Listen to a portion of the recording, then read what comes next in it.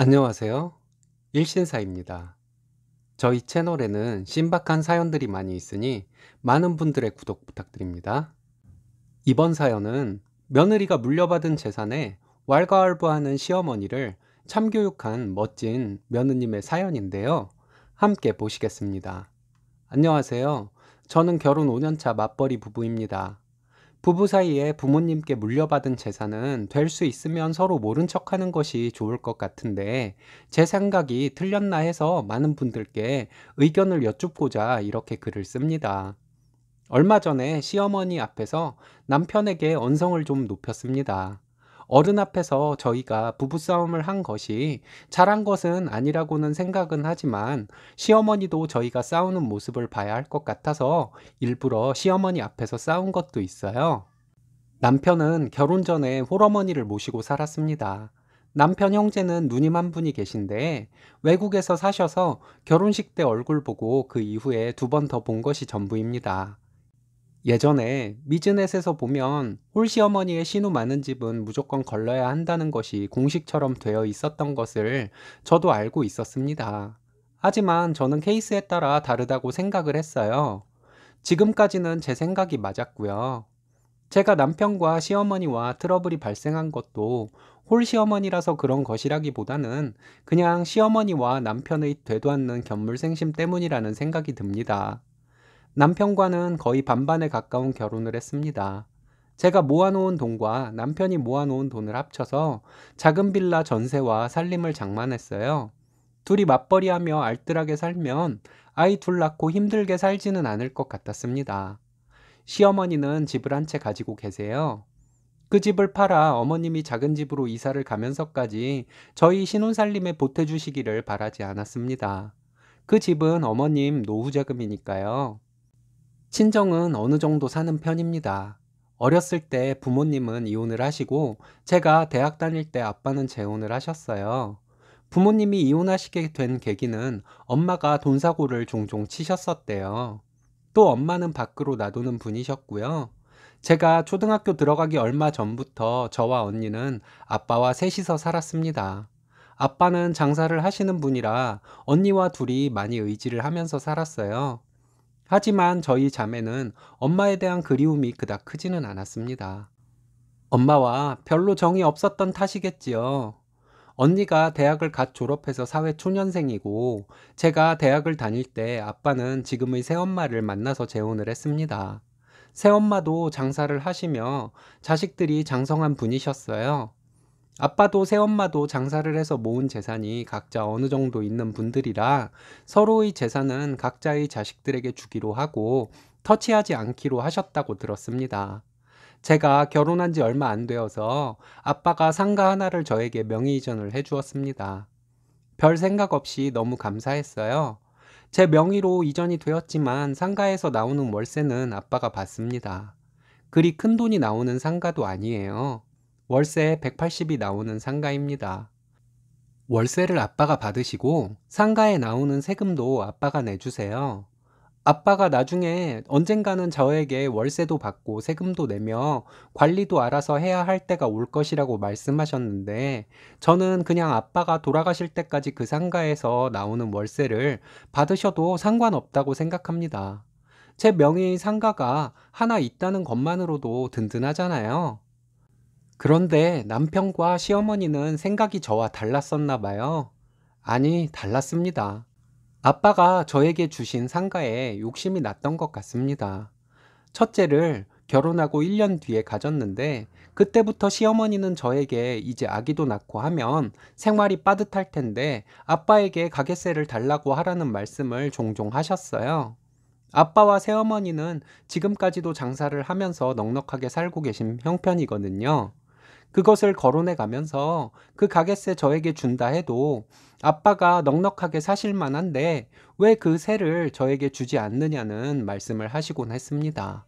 저는 시어머니께 아빠의 재산이라 제가 아빠에게 왈가왈부할 것이 아니라고 말씀드렸고요. 제가 첫째를 낳고 전업으로 살 것이었다면 시어머니 말씀대로 아빠에게 상가 월세를 내가 받으면 안 되겠냐고 했을지도 모르겠습니다. 하지만 저는 아이를 낳고 복직이 예정이 되어 있고 육아휴직 기간에도 급여가 어느 정도는 나오는 직장을 다니고 있거든요. 신랑과 저는 연봉이 거의 비슷하고요. 시어머니가 상가 월세에 대해 말씀을 하실 때마다 기분이 별로더라고요. 내가 시어머니라면 며느리가 부모에게 물려받은 재산을 가지고 며느리에게 대놓고 이러쿵저러쿵 말을 할 수 없을 것 같은데 말이에요. 지금은 둘째를 임신해서 임신 7개월입니다. 다음 달부터 육아휴직에 들어갈 예정이에요. 둘째를 가지게 되고 나서부터 어머님께서 상가 월세에 대해서 더 자주 말씀을 하셨어요. 남편도 시어머니와 비슷한 얘기를 하기 시작했습니다.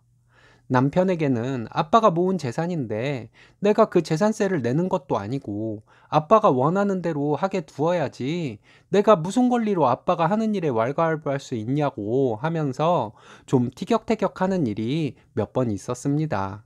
자꾸 남편이 그런 얘기를 하는 것을 그냥 두고 볼 수만은 없어서 못 박아 얘기를 해야겠다고 생각하고 있었는데 얼마 전에 어머님 댁에 갔다가 일이 터져버렸네요. 주말에 어머님 댁에 가서 점심을 먹고 TV 보고 있는데 어머님이 또 얘기를 꺼내시더라고요. 곧 둘째를 낳게 되면 살림이 더 빠듯해질 텐데 상가 월세를 너희가 받아야 하는 것이 아니냐고요. 더 이상은 안 되겠다 싶었습니다. 지금까지는 그냥 좋게 얘기하고 넘겼는데 이제 더 이상 시어머니가 그 상가 월세에 대해 얘기를 하는 것을 듣고 싶지 않았어요. 그래서 제가 친정아버지가 번 돈으로 산 상가에 대해 제가 어떻게 제 의견을 말씀드릴 수가 있겠냐고 시어머니께 말씀드렸습니다. 시어머니는 친정아버지가 이왕 명의를 변경해 주셨으면 이제 아이도 둘이 되는데 월세를 저희가 받도록 해야 하는 것이 아니냐고 하시더라고요. 화가 좀 났지만 눌러 참으면서 시어머니께 얘기를 했습니다. 시어머니 말씀이 틀린 것은 아니지만 친정아버지가 모은 재산을 저에게 명의를 주신 것만도 저는 감사하다고 했습니다. 그 상가 외에도 나중에 아빠 재산이 저에게 올 것이 어느 정도 있을 텐데, 그런 모든 아빠의 재산들에 대해서 제 의견을 아빠에게 말씀드리는 것은 도리가 아니라고 생각한다고 말씀드렸습니다. 그랬더니 시어머니는 그래도 있는 부모가 자식을 도와줘야 하는 것이라고 말씀하시더군요.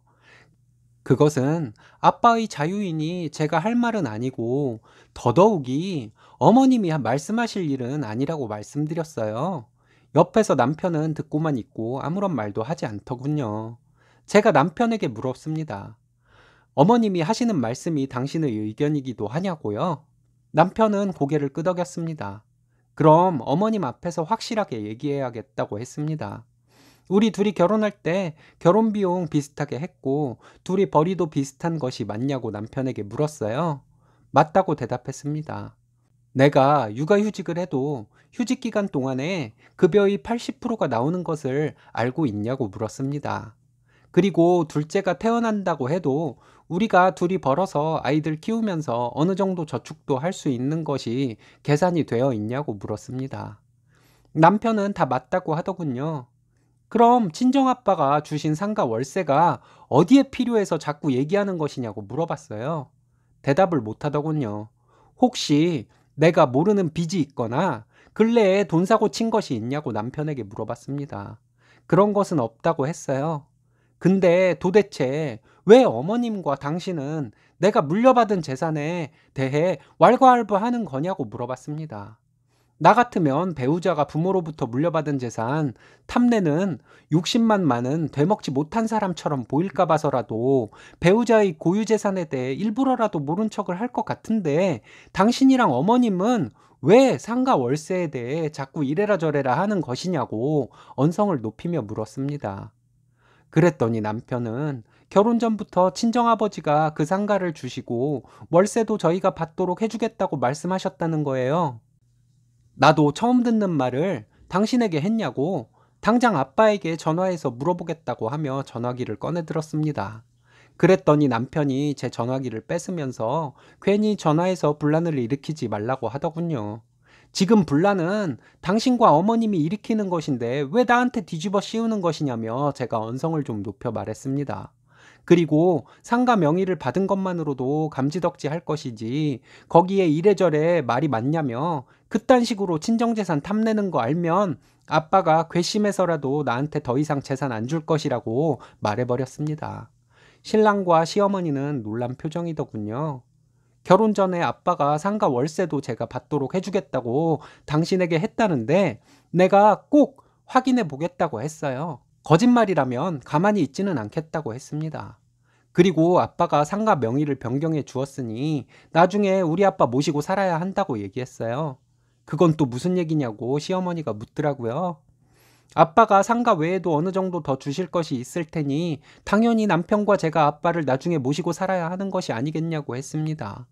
그렇게 되면 어머님도 가지고 계신 이 집을 남편과 나누지 않고 신우에게 전부 증여해 주실 수 있으니 서로 얼마나 좋겠냐고 말씀드렸어요. 그렇게 되면 남편이 거지근성이 아니고서야 양심이 있는 사람이라면 장인을 모시고 사는 것이 인간으로서 당연한 도리가 아니겠냐고 했습니다. 어머님은 꿀먹은 벙어리가 되시더군요. 남편은 저에게 아버님에게 전화를 드리지는 말아달라고 하고 있고요.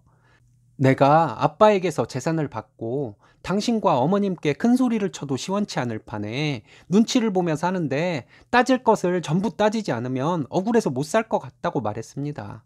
남편은 알겠다고 하며 제발 전화만은 하지 말아달라고 계속 말하고 있었어요. 그리고 저는 시어머니 들으시라고 남편에게 얘기했습니다.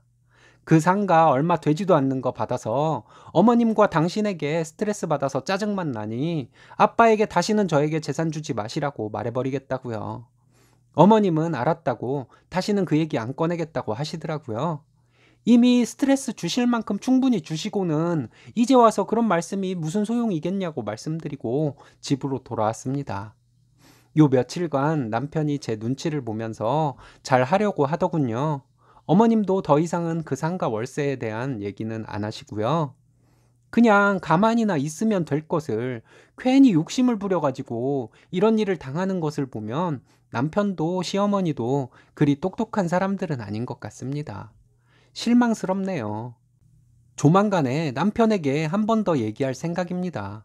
한 번만 더 어머님이나 당신이 상가 월세에 대해 얘기하면 있는 그대로 아빠에게 전부 얘기하고 아빠랑 상의해 볼 것이라고요. 시어머니께 대놓고 뭐라고 하고 싶은데 그럴 수 없어서 시어머니 앞에서 신랑만 잡았네요. 제가 어른 앞에서 이렇게 한 것이 큰 잘못은 아니겠죠? 이렇게 하지 않으면 아빠는 딸에게 재산을 증여해주고도 욕이나 먹는 분이 될까봐 정말 자존심도 상하고 해서 그랬습니다. 제가 잘못한 것이 있으면 말씀해 주세요. 이런 얘기 어디 가서 말할 곳도 없고 해서 이곳에 풀어놓는 것만으로도 가슴이 시원하네요. 감사합니다. 쓰니님 말씀대로 괜한 오해 생길까봐 배우자의 고유 재산에 대해서는 모른 척 하는 것이 정상이 아닐까요? 앞으로도 계속 강한 태도로 밀고 나가셔야 할 것 같습니다. 오늘의 사연은 여기까지입니다.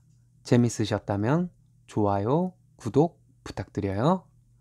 일신사는 여러분들의 사연으로 제작됩니다. 많은 사연 제보 바랍니다. 여러분들의 사연은 아래 메일 주소로 부탁드려요.